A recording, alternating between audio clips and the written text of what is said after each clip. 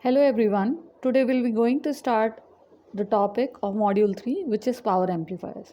So in this video we'll be seeing the classification of the output stages of the power amplifier, and I will introduce you the power amplifier here. So when you take a output stage, whenever you say you have an output stage, at the output stage you use an amplifier with low output resistance, so that you'll be using an amplifier with low output resistance at the output stage that can deliver the output signal to the load without loss of signal.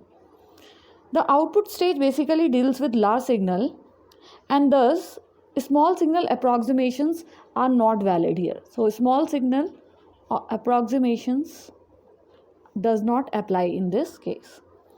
Now we have a term called as THD, which is called as total harmonic distortion, which is a measure of goodness of the design of the output stage. So this is nothing but RMS value of harmonic components of output signal, and excluding the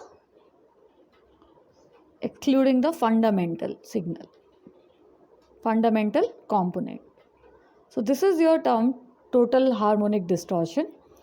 Now the most challenging requirement in output stage is that the power dissipation should be as low as possible. So we need to take care of the power dissipation at the output stage. The next thing is, when you are handling with the power greater than 1 watts, though that is coming under the category of high power. So we call it as high power if you have the power requirement greater than 1 watts.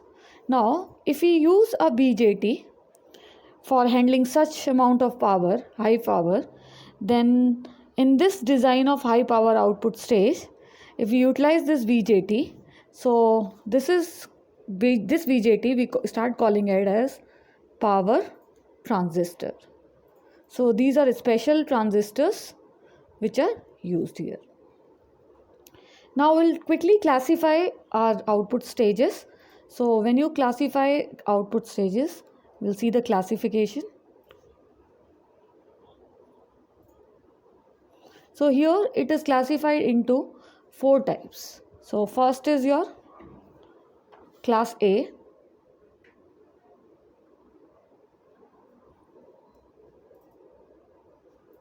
Second is class B.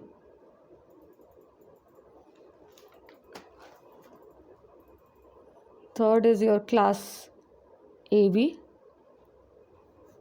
Next is your class C, output stage. So these are the basic 4 categories of the power amplifier which is used. So now we will quickly see through the class A, class B, class AB and C. So class A means you will have the output like this. If you see the collector current IC, so collector current IC will be looking like this, and this is your 0 axis, this is your origin, this is your time x omega t time axis. Now this is nothing but a DC bias current IC, and the maximum value or the peak value or amplitude is IC cap. So this is corresponding to class A. So this is pi, 2 pi, this is 3 pi. So in the case of class A, the transistor conducts over the entire cycle. So I can say here the conduction angle is 360. The conduction angle is here is 2 pi or 360. Now there is a limitation of class A, that it is only useful with sinusoidal inputs of small amplitude. So this is one of the limitation of the class A. Now I'll be going to the class B. I'll draw the collector current IC. If you see this collector current, it will look like this: 0 pi, 2 pi, it's 3 pi. So here this is your IC cap, that is the maximum amplitude. This is its 0. So in class B, you can see in this waveform, it has been biased at 0 DC bias. It is 0 DC current. Biasing current here is 0. Earlier here was IC. It is non-zero, but here it is 0. And the transistor conducts only for half the cycle of the input sine wave, and thus conduction angle here is 180 degree. So here the conduction angle I can say is 180 degree. Now let's draw the waveform for your class AB. So in class AB, the conduction happens like this. I'll show you. This is pi here. This is 2 pi. This is 3 pi. Like this. So here, if you see this waveform, this is IC and this is IC cap. So we can clearly see here, in this case, class AB, the transistor is biased at non-zero DC current, which is here, which is smaller than the IC cap. So here I can see IC is smaller than IC cap.